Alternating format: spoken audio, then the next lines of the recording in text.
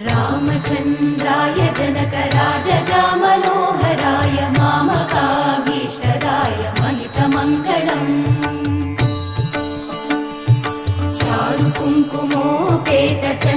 चारुकुङ्कुमोपेतचन्दनानुचर्चिताय हारकटकशोभिताय भूरिमङ्गलम्